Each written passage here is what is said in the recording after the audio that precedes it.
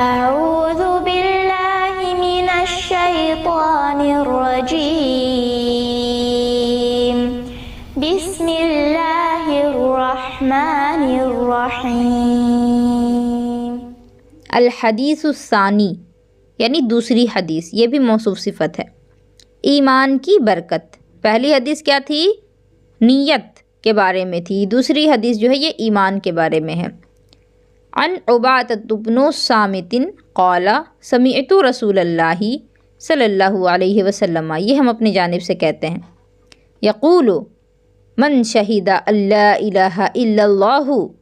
وان محمد صلی اللہ علیہ وسلم رسول اللہ حرم اللہ علیہ النار۔ یہ ہو گئی حدیث مکمل۔ روایت ہے حضرت عبادہ بن صامت رضی اللہ عنہ سے، انہوں نے فرمایا، آپ چاہیں تو یہ جو عبارت میں دیا ہے ترجمہ یہ بھی پڑھ سکتی ہیں، میں آسانی کے لیے ترجمہ آسان زبان میں کر رہی ہوں۔ سمعت، میں نے سنا، یہ عبادہ بن صامت کہہ رہے ہیں، میں نے سنا رسول اللہ صلی اللہ علیہ وسلم، نبی پاک علیہ الصلاۃ والسلام کو، یقول، فرماتے ہوئے، یعنی حضور یہ فرما رہے تھے، من شہیدہ، جس نے گواہی دی، اللہ الہ الا اللہ، کہ اللہ کے سوا کوئی معبود نہیں، وَأَنَّ مُحَمَّدٌ رسول اللہ، اور بے شک محمد اللہ کے رسول ہیں صلی اللہ تعالیٰ علیہ وسلم، حرم اللہ علیہ النار، اللہ رب العزت حرام فرما دیتا ہے اس پر آگ کو، یعنی جہنم کی آگ کو۔ حدیث کیا ہوئی مختصر الفاظ میں؟ حضرت عبادہ بن صامت رضی اللہ تعالیٰ عنہ نے فرمایا کہ میں نے سنا ہے رسول اللہ صلی اللہ تعالیٰ علیہ وسلم کو کہتے ہوئے کہ جو کوئی یہ گواہی دیتا ہے کہ اللہ کے سوا کوئی عبادت کے لائق نہیں ہے اور محمد اللہ کے رسول ہیں، تو اللہ تبارک و تعالیٰ اس پر جہنم کی آگ کو حرام کر دیتا ہے۔ یہ ترجمہ اس کا بامحاورہ ہے، یہاں بھی آپ ترجمہ ایک مرتبہ دیکھ لیں۔ حضرت سیدنا عبادہ بن صامت رضی اللہ عنہ سے روایت ہے، انہوں نے کہا، میں نے اللہ عز و جل کے رسول صلی اللہ تعالیٰ علیہ وسلم کو فرماتے ہوئے سنا، جو شخص اس بات کی گواہی دے کہ اللہ تعالیٰ کے سوا کوئی معبود نہیں اور محمد صلی اللہ علیہ وسلم اللہ کے رسول ہیں، تو اللہ تعالیٰ اس پر دوزخ کی آگ حرام فرما دیتا ہے۔ یہ بات مکمل ہو گئی۔ اس کی وضاحت میں بہت سی باتیں کہی جاتی ہیں کہ گواہی دینے سے مراد کیا ہے، کہ صرف زبان سے کہنا ہی نہیں ضروری ہے، بلکہ زبان سے جو بات بندہ کہہ رہا ہے اس کو دل سے بھی یقین میں رکھے کہ بے شک ہمارے نبی جو ہیں وہ اللہ کے رسول ہیں اور اللہ تعالیٰ کے سوا کوئی عبادت کے لائق نہیں۔ جیسے آپ نے یہ چیز سنی ہوگی کہ ابھی تو سوشل میڈیا کا زمانہ ہے، تو اکثر جو لوگ ہیں کہہ دیتے ہیں لا الہ الا اللہ محمد رسول اللہ، اور وہ غیر مسلم ہوتے ہیں، تو کیا ان کے یہ کلمہ کو کہہ لینے سے وہ مسلمان ہو جائیں گے یا اللہ تبارک و تعالیٰ ان کو جہنم سے نجات دے دے گا؟ تو ایسا نہیں ہے۔ جب تک اس کلمے کو کہنے میں سچائی نہ ہو، نیت میں پاکیزگی نہ ہو، بندہ یہ بات کہہ رہا ہے تو سمجھ بھی رہا ہو کہ میں یہ کتنی بڑی بات کہہ رہا ہوں، تو اس وقت جب بندہ کہتے ہوئے یہ بات سمجھے بھی کہ اللہ کے سوا کوئی عبادت کے لائق نہیں ہے، تو واقعی میں اللہ کے علاوہ کسی اور کی پوجا نہ کرے، اللہ کی ہی عبادت کرے اور ہمارے نبی کو اللہ کا رسول مانے، تبھی اس پر جہنم کی آگ حرام ہوگی۔ ورنہ جو غیر مسلم ہیں کبھی کبھی جوش میں آ کر کہہ دیتے ہیں لا الہ الا اللہ محمد رسول اللہ، لیکن ایسا کہنے کے فوراً بعد آپ دیکھیں گی کہ وہ پھر مندروں میں جا کے ماتھا بھی ٹیکتے ہیں۔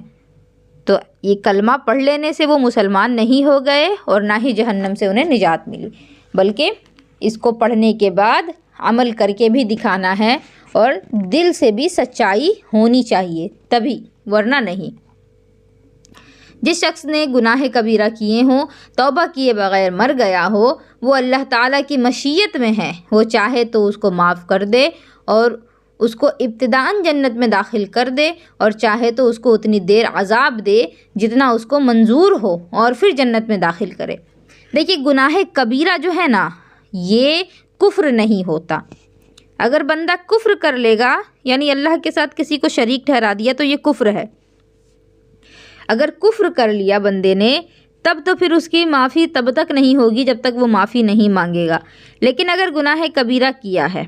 جیسے کہ نماز چھوڑ دیا یا اللہ نے جو کام فرض کیا ہے اس کو نہیں کیا، گناہ کبیرہ کر کے بندہ مر گیا اور توبہ کرنا اس کو نصیب نہیں ہوا، تو پھر اللہ کی یہ مرضی ہے، کیونکہ وہ کافر نہیں ہوا تھا بندہ، اس نے اللہ کے ساتھ کسی کو شریک نہیں ٹھہرایا تھا، وہ گناہ کبیرہ بندہ کر رہا تھا، اور گناہ کبیرہ کرنے کے بعد اس کو توبہ کا موقع نہیں ملا، وہ مر گیا،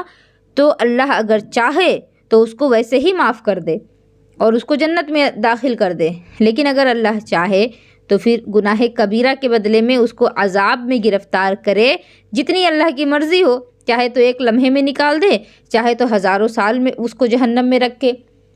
اور پھر اللہ کی جب مرضی ہو پھر اس کو جہنم سے نکال کر کے جنت عطا فرما دے. تو یہ اس کی مرضی پر ہے. اگر بندہ گناہ کبیرہ کر کے مر گیا توبہ کرنے سے پہلے، لیکن اگر بندے نے کفر کیا تھا، شرک کیا تھا اور مر گیا، توبہ بھی نہیں کی تھی، تب تو پھر کوئی چانس نہیں ہے کہ وہ جنت میں جائے گا، چاہے وہ کتنا ہی نیک کیوں نہ ہو، کتنا ہی اچھا کام کیوں نہ کرتا ہو، اس کو جنت میں آنے کا موقع کبھی بھی نہیں ملنے والا، وہ ہمیشہ کے لیے جہنم کی آگ میں جلتا رہے گا.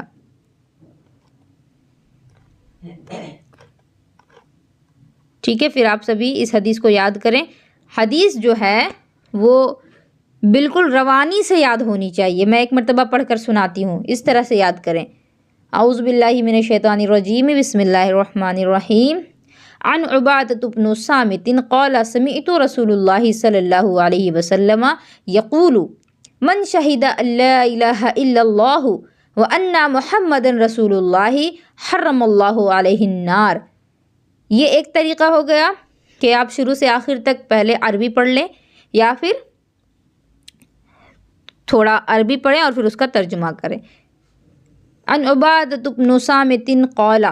عبادہ ابن صامت سے مروی ہے، انہوں نے کہا سمعت رسول اللہ صلی اللہ علیہ وسلم یقول، میں نے سنا رسول اللہ صلی اللہ تعالیٰ علیہ وسلم کو فرماتے ہوئے، من شہد ان لا الہ الا اللہ وان محمد رسول اللہ، کہ جو یہ گواہی دے کہ اللہ تعالیٰ کے سوا کوئی معبود نہیں اور محمد صلی اللہ تعالیٰ علیہ وسلم اللہ کے رسول ہیں، حرم اللہ علیہ النار، اللہ رب العزت اس پر جہنم کی آگ کو حرام فرما دے گا. تو یہ دو طریقہ ہے حدیث پاک یاد کرنے اور سنانے کا. تو اس طرح آپ سبھی یاد کریں گی، اور اس کے ساتھ جو تشریح ہے وہ تشریح بھی سمجھنے کی کوشش کریں گی. اللہ تبارک و تعالیٰ آپ سبھی کو کامیاب کرے اور آپ کے لیے آسانی فراہم کرے.